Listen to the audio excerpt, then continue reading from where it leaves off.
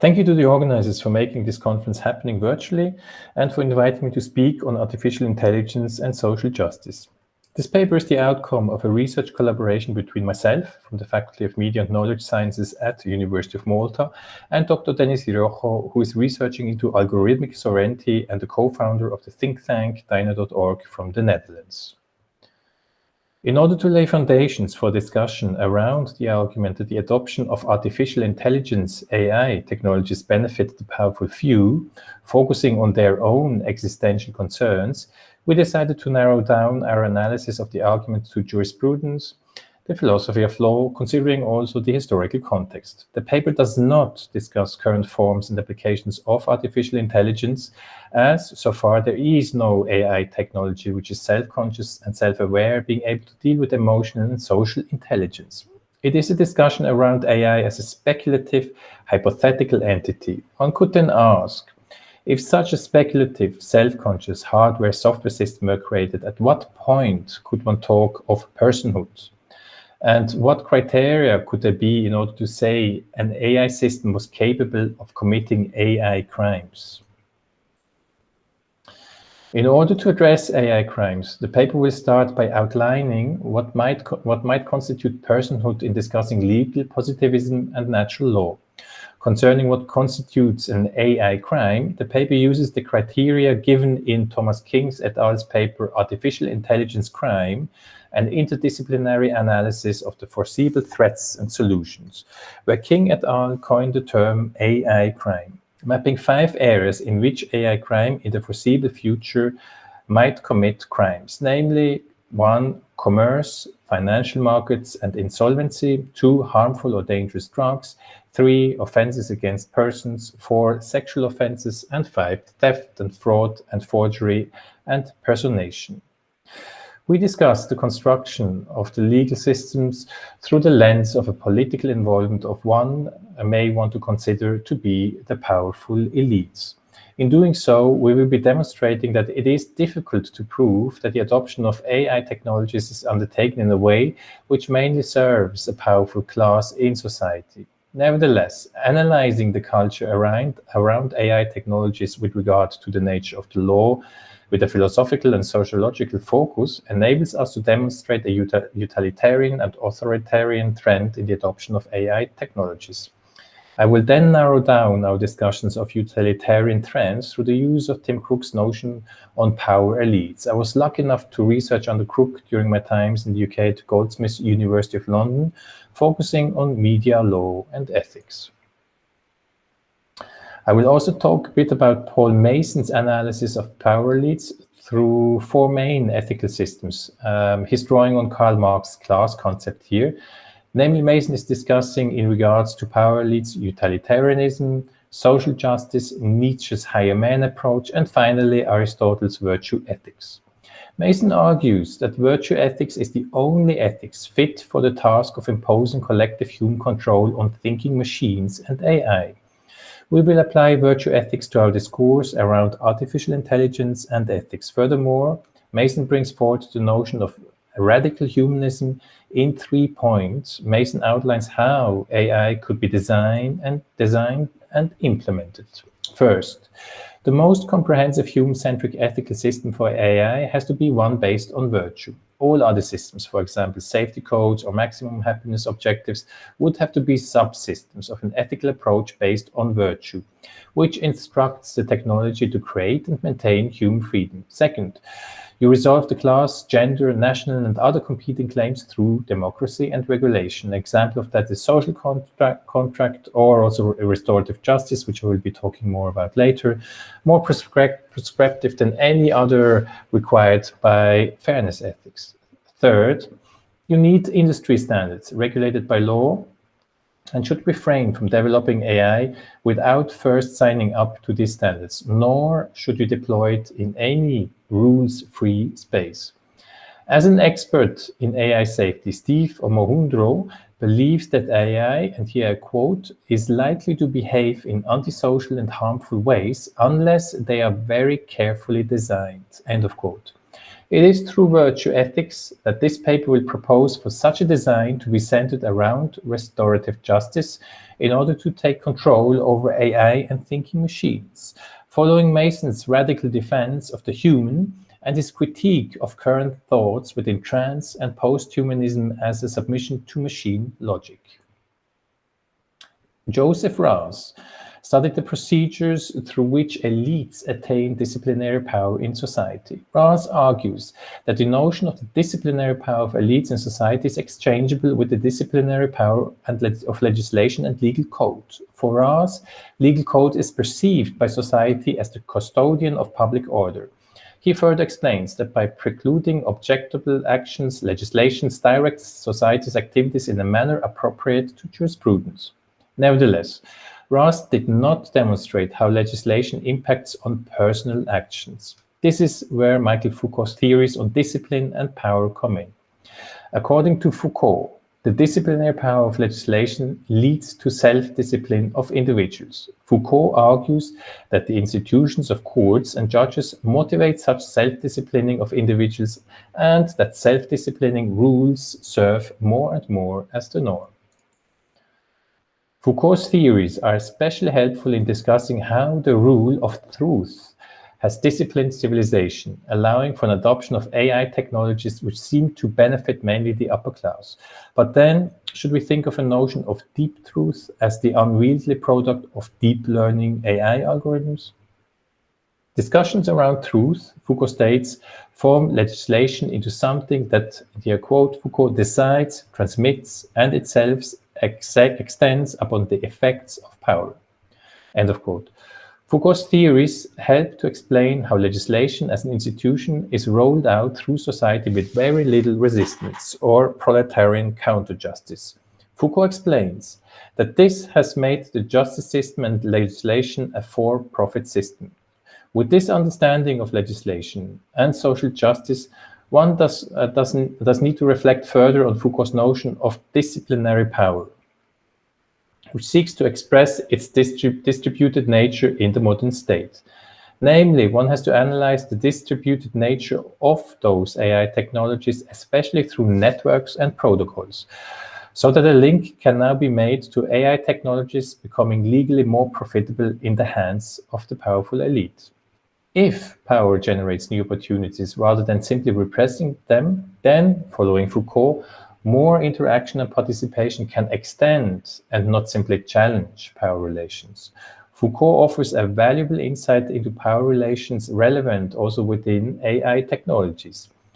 It is the product of research that was undertaken by Foucault for a period of over 20 years. Foucault uses the metaphor of a chemical catalyst for a resistance which can bring to light power relationships and thus allow an analysis of the methods this power uses. And here I quote Foucault, rather than analyzing power from the point of view of its internal rationality, it consists of analyzing power relations through the antagonism of strategies. End of quote.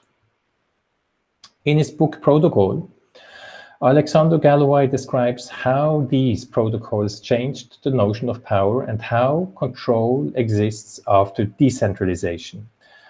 Galloway argues that protocol has a close connection to Foucault's concept of biopolitics by claiming that the key to perceiving protocol as power is to acknowledge that protocol is an effective aesthetic force that has control over life itself.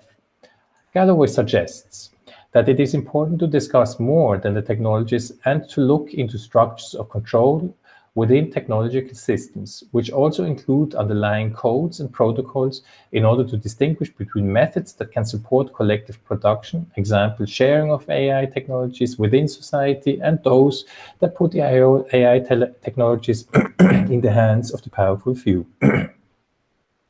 Galloway's argument in the chapter Hacking is that the existence of protocols is not only installs controls into a terrain that on its surface appears actively to resist it, but goes on to create the highly controlled network environment itself. For Galloway, hacking is an index of protological transformations taking place in the broader world of technoculture.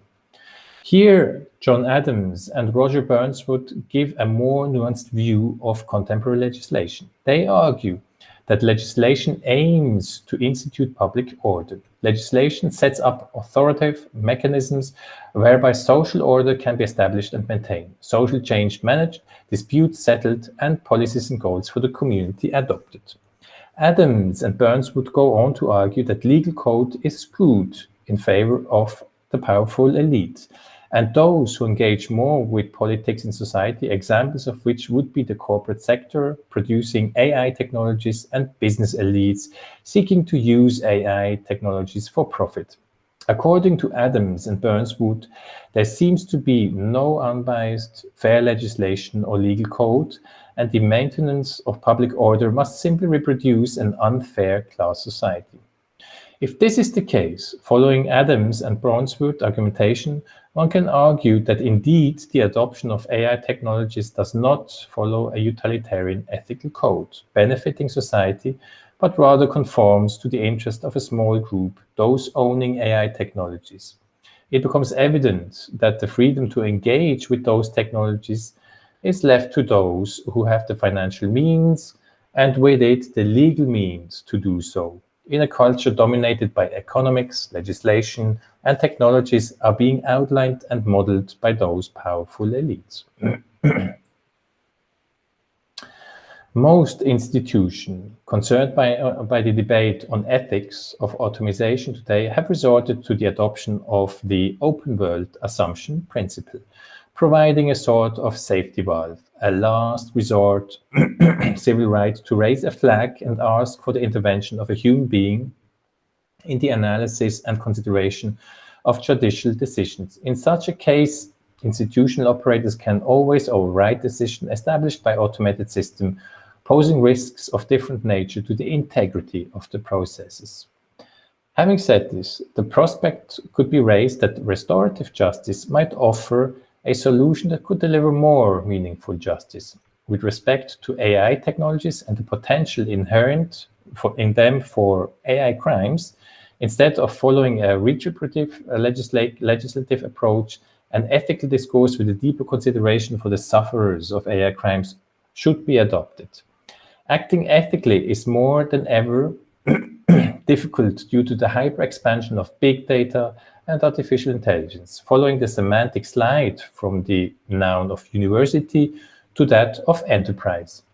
Research into artificial intelligence has gone from being a public service undertaken mainly at universities to being run and regarded as business, run by big corporations such as Alphabet, parent company of Google, and Facebook, in order to create benefits. The companies need to attract a large number of paying customers in order to achieve those benefits. AI technologies have become workers in the market economy, rarely following any ethical guidelines.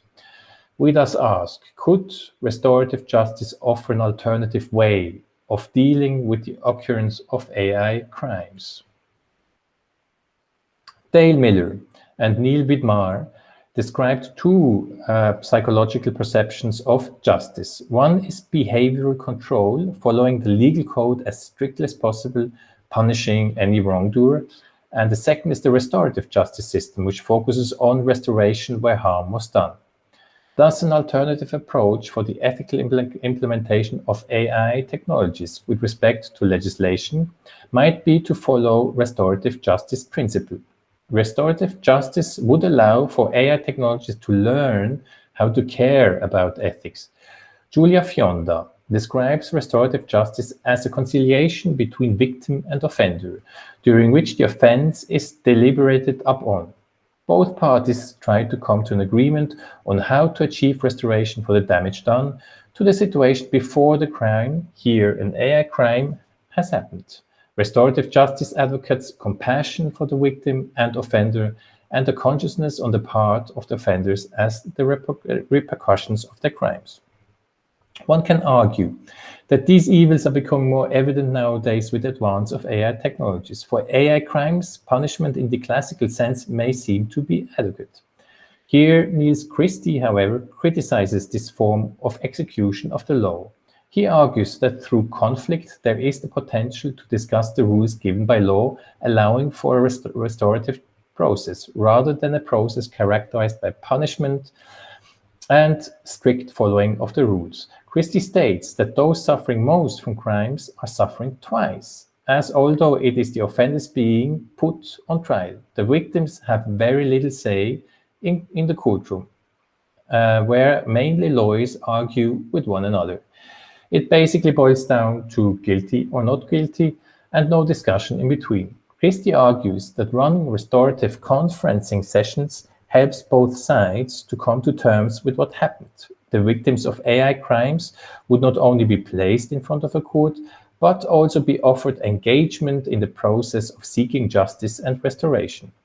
Restorative justice might support victims of AI crimes better than the punitive legal system, as it allows for the sufferers of AI crimes to be heard in a personalized way, which could be adapted to the needs of the victims and offenders. As victims and offenders represent themselves in restorative conferencing sessions, these become much more affordable, meaning that the barrier to seeking justice due to financial costs would be partly eliminated, allowing also for poor parties to be able to contribute to the process of justice. This would benefit wider society, and AI technologies would not only be defined by a powerful elite. Restorative justice could hold the potential not only to discuss the AI crimes themselves, but also to get to the root of the problem and to discuss the cause of an AI crime, making re-offending harder. In such a scenario, future AI systems capable of committing AI crimes would need to have knowledge of ethics around the particular discourse of restorative justice. The implementation of AI technologies will lead to a discourse around who is responsible for actions taken by AI technologies.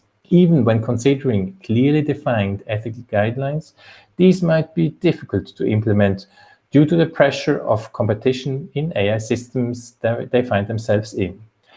That said, this speculation is restricted to humanized artificial intelligence systems. The main hindrance for AI technologies to be part of such a restorative system might be that of the very human emotion of shame.